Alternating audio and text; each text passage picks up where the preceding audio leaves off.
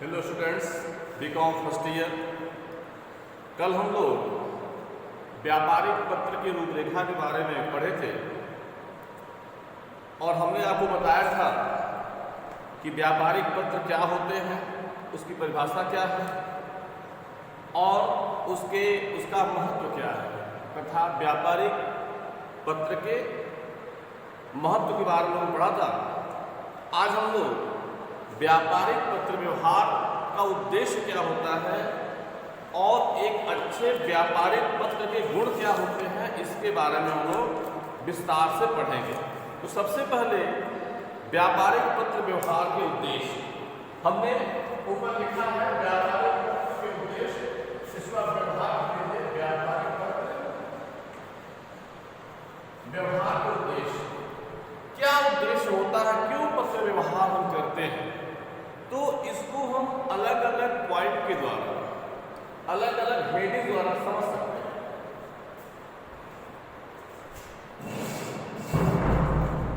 इसको हम अलग अलग हेडिंग, अलग अलग पॉइंट द्वारा एक एक करके समझेंगे। जो सबसे पहला उद्देश्य होता है वह विक्रय के आधार के साथ साथ विक्रय को प्रोत्साहित करना है। आप सबसे पहले देखिए, विक्रय को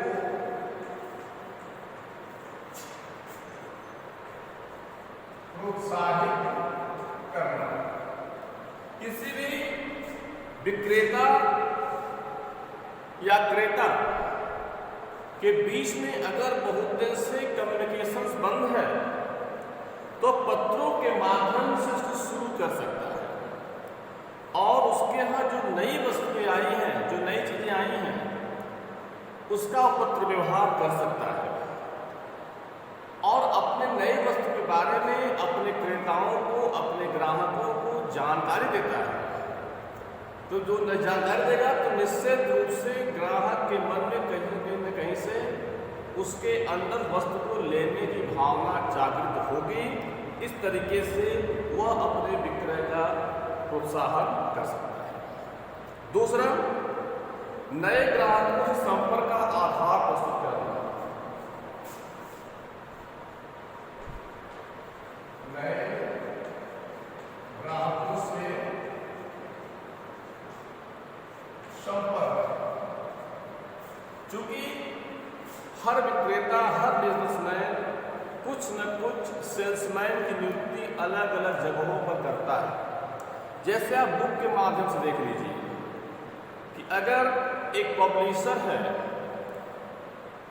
वो अपनी किताबों को हर प्राइवेट स्कूलों में भेजता है, हर पब्लिक स्कूल भेजता है। वो इस बात का पता लगाता है कि उस क्षेत्र में और कितने नए स्कूल खुले हैं, तो उनके साथ वो नए ग्राहक में संपर्क कर सकता है। उनके यहाँ जाकर वहाँ के प्राचार्य को, वहाँ के प्रबंधक को यह बता सकता है कि मैं इस पब्लिशर से आया हूँ और उसकी किताबें बेचता हूँ, हर जगह मेरी किताबें चलती हैं, तो वह नए ग्राहक कन्विंस करके बना सकता है। तीसरा, पुराने एवं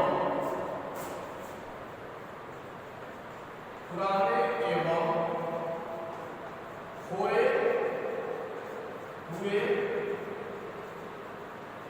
ग्राहकों का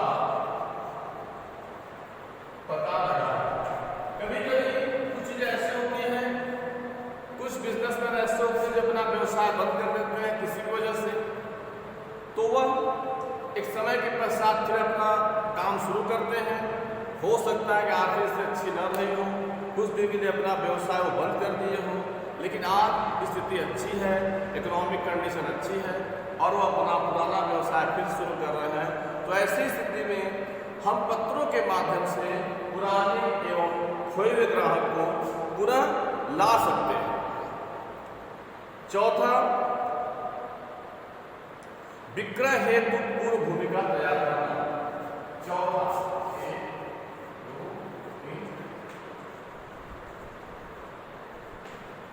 विक्रय हेतु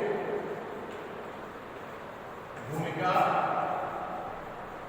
तैयार करना।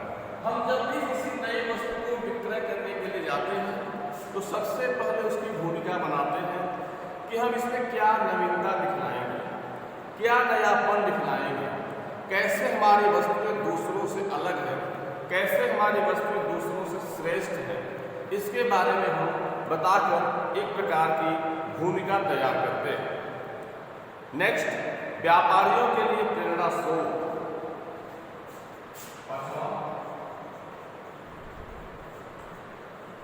व्यापारियों के लिए प्रेरणा स्रोत। पत्रों का माध्यम हर नए व्यक्ति, व्यापारी नहीं, हर नए व्यक्ति के लिए ही एक प्रकार का प्रेरणात्मक स्रोत है। हम उससे नई नई प्रेरणाएं पाते हैं। हम पत्रों के माध्यम से नवीन ग्राहकों को खो सकते हैं। चौथा, डूबे हुए ऋणों की वसूली में सहायक है। डूबे हुए ऋणों की वसूली में सहायक है। आपने सब पढ़ा हुआ बैंक डेट से पैसा डूब जाता है। कुछ व्यापारी ऐसे होते हैं जो कभी कभी उनकी स्थिति अच्छी नहीं होती है, वह दिवालिया हो जाते हैं, लोगों का भुगतान नहीं कर पाते हैं, लेकिन भविष्य में वो हमेशा दिवालिया नहीं रहते हैं। एक समय ऐसा आता है कि उनके व्यवसाय की स्थिति अच्छी होने लगती है, तो उस कंडीशन में वह जो है अपने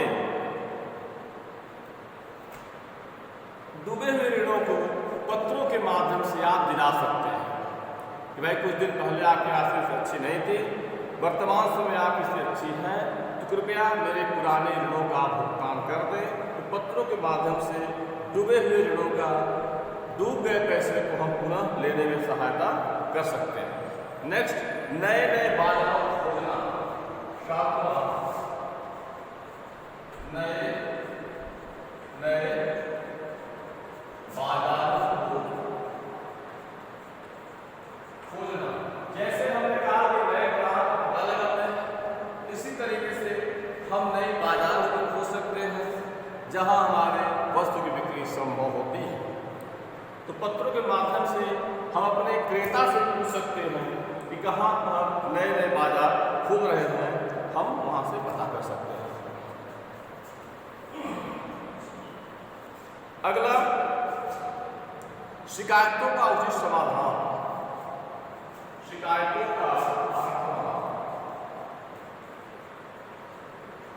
शिकायतों का उचित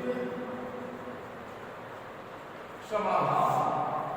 कभी कभी ऐसी स्थिति आती है, कुछ शिकायतें होती हैं जो क्रेता और विक्रेता आमने सामने नहीं होते हैं, पत्रों के माध्यम से हम शिकायत दर्ज कराते हैं, तो पत्रों के माध्यम से ही उनका समाधान भी खोजा जा सकता है। व्यावसायिक साख का निर्माण।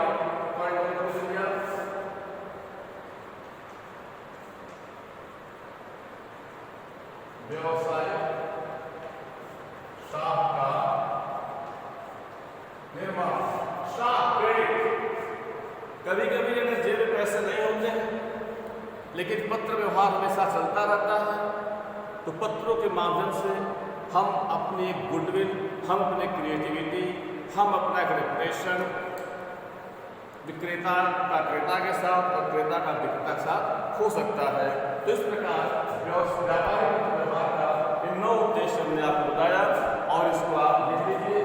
पुनः एक बार पढ़ देता हूँ। विक्रय को प्रोत्साहित करना,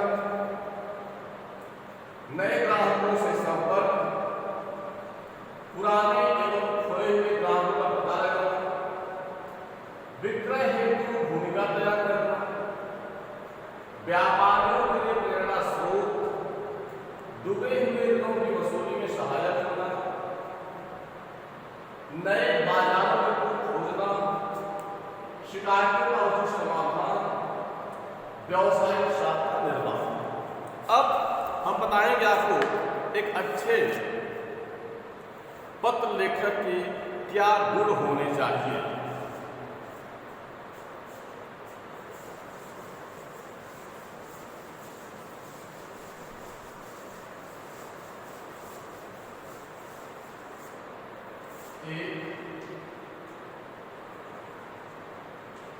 अच्छे पत्र लेखक के गुण। क्वालिटीज ऑफ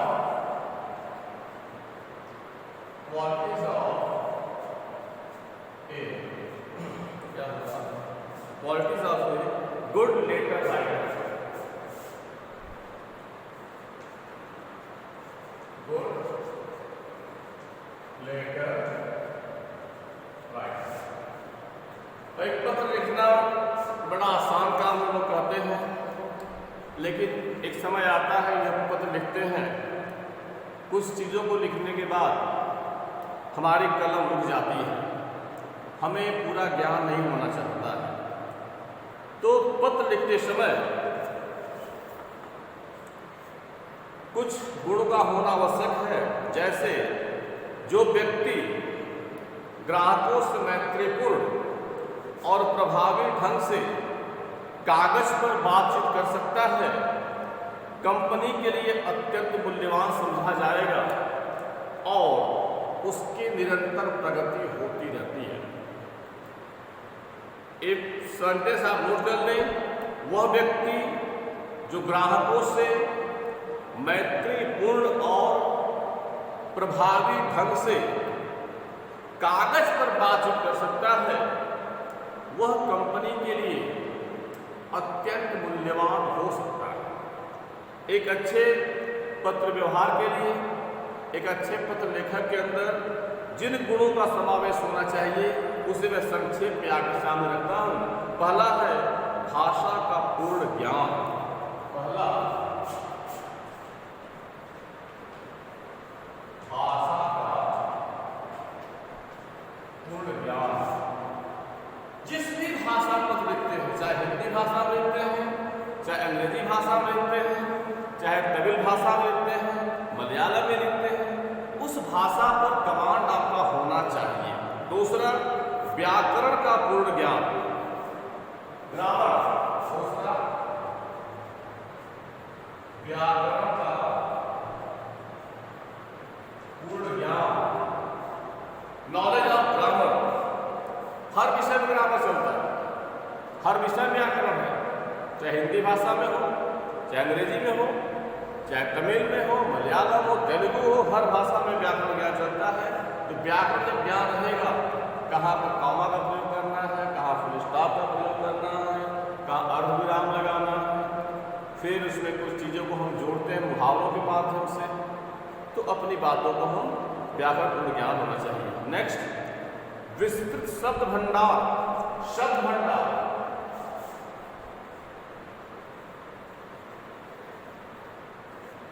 शब्दकोश, शब्दों का चयन करना। पत्रों को लिखते समय हमने कभी कहा था कि जिस व्यक्ति से आप कागज पर जितनी सरलता से, जितनी शालीनता से बात करते हैं, व्यापारिक संबंध उतने अच्छे बनते हैं। तो कहने का मतलब है कि शब्द भंडार आपका अच्छा होना चाहिए। व्यापारिक विषय का पांडित्य, expert of matter of business. Next चौथा व्यापारिक विषय का ज्ञान। हम जिस वस्तु का व्यापार कर रहे हैं, मार्केट की स्थिति कैसी है, इसके बारे में ज्ञान होना चाहिए। कब किस वस्तु का प्राइस बढ़ता है, कब घटता है, कब कम होता है, ये आपको जानना चाहिए। नेक्स्ट व्यापार संबंधी अनुभव। व्यापार संबंधी अनुभव,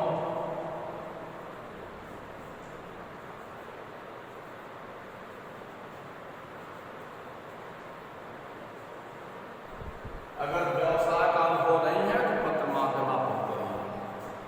पत्र माध्यम तभी करिए जब व्यापार का पूर्ण ज्ञान हो। आप बिना व्यापारिक गतिविधियों ज्ञान की आप व्यापार नहीं कर सकते। नेक्स्ट संसार घटनाओं का ज्ञान।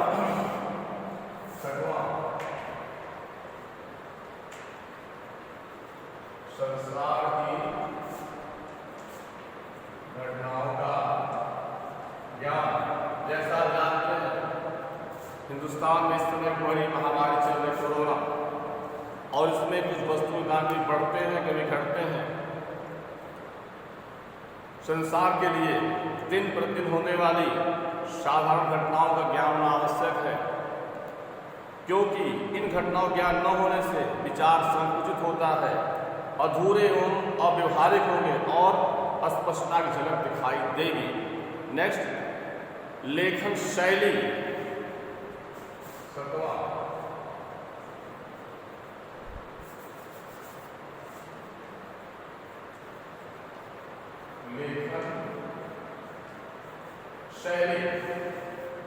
लेखन शैली हमारे कैसी हो? लेखन शैली पत्र व्यवहार में जान डाल देती है। अच्छी शैली विचारों की तारतम्यता के साथ बिजली दौड़ा देने वाली प्रभावपूर्ण ओजस्वी व्यक्तित्व को छाप डालकर मशीनीकरण मंत्र का काम करती है। इस तरीके से और संस्था की वस्तु के बारे में ज्ञान संस्था की वस्तु के बारे में ज्ञान, हम जिस संस्थाओं से जुड़े हैं उसकी व्यापारिक वस्तु के बारे में ज्ञान हमारा होना चाहिए। तो प्यारे बच्चों, इस तरीके से आपने एक अच्छे पत्र व्यवहार का उद्देश्य और एक अच्छे पत्र लेखन गुण को पढ़ा। That's all.